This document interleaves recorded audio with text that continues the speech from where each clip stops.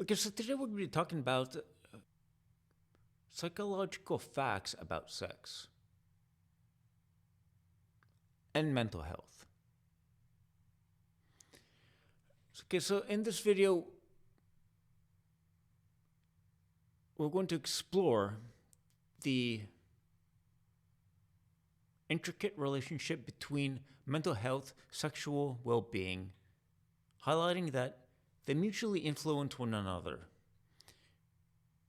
Here are 5 psychological facts discussing that we're going to be discussing in this video. Hey, everybody. Do you like nudity? Do you like to see male nudity? Well, I have a Patreon, and there's full frontal nudity, and this is it here. If you're interested, go check it out. All right, so straight into the video. So, post critical dysphoria, also known as PCD. So, what is this? Well, some people experience intense sadness, distress, or anger immediately after orgasm, which is kind of counterintuitive, but some people do express these sort of things, okay?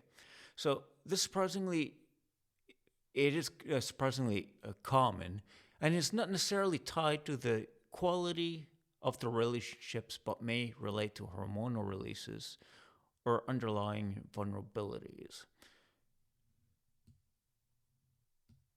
So that means that sometimes that it some things release hormonal things in the brain that kind of like causes you to behave differently. And so then there's positive self-image and masturbation. Researchers suggest that a healthy view of masturbation, particularly during adolescence, is associated with a more positive self-image and better future sexual experiences. So yeah, if you are like shamed when you're younger for like masturbating or touching yourself, it has a negative consequence on your mental health. So it's very important to be kind of supportive and helpful, and when if you like you have kids or something like that, it's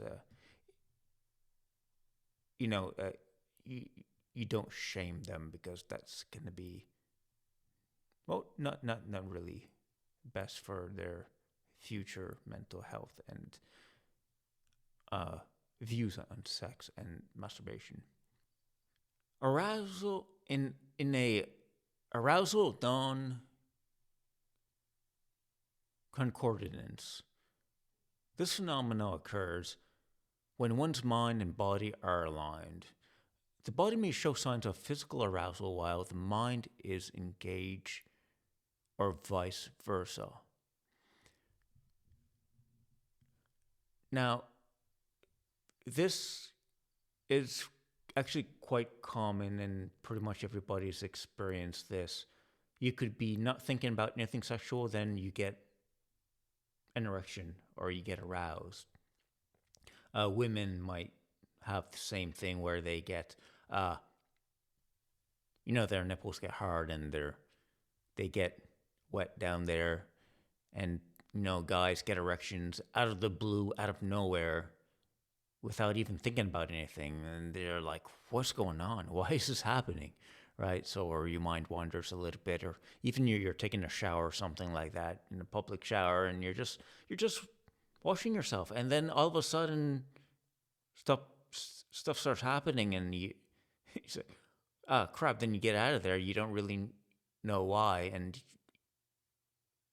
it just like happens. That's kind of like what this thing is here about arousal and non-concordance, that you get aroused without wanting to. Okay, and anxiety is a major contributor to this, apparently.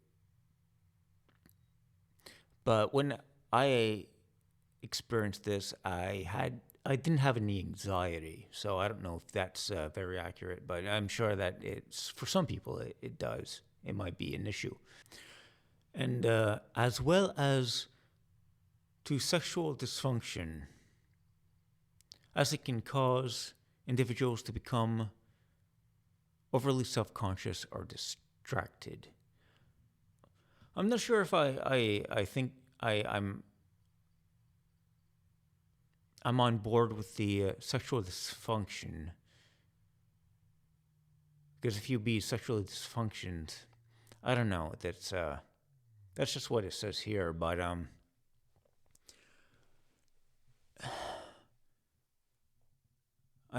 not too sure about that part particularly. But I mean, the getting self-conscious,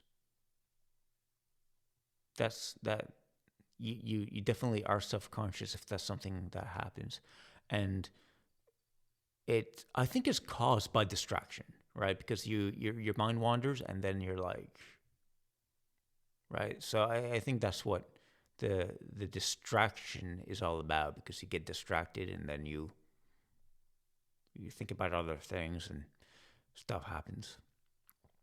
But no, it's not really a big deal. Creativity and oxytocin. What is oxytocin, you're asking? Well, often called the love hormone. You might have heard that. Okay, so the love hormone is released during sexual activity. Beyond fostering emotional closeness, it may also help create flexible neural pathways that enhance creative thinking and problem solving. So, if you lost your keys and you don't know where you put them, just have sex or masturbate and you'll be able to find them. Yeah, no, but no, seriously, when you're thinking about the feel good hormone, when you're having sex, you do feel that emotional connection, and it's kind of like a euphoric, zen-like experience sometimes, where it feels like the world falls apart around you when it's just you and that person. There's no one else and nothing else in the world. So that's the euphoric chemical release of the feel good hormone, the oxytocin. I wonder if you can get that in pill form. That would be pretty cool, right?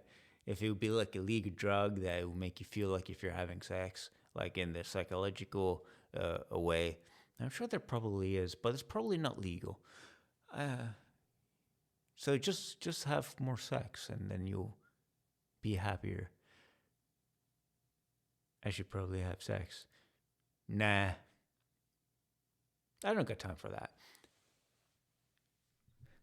All right. So, anyways, this is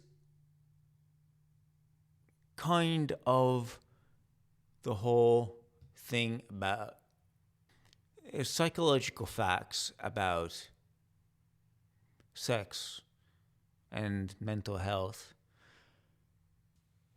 All right, well, hope to catch you in the comments. See you later.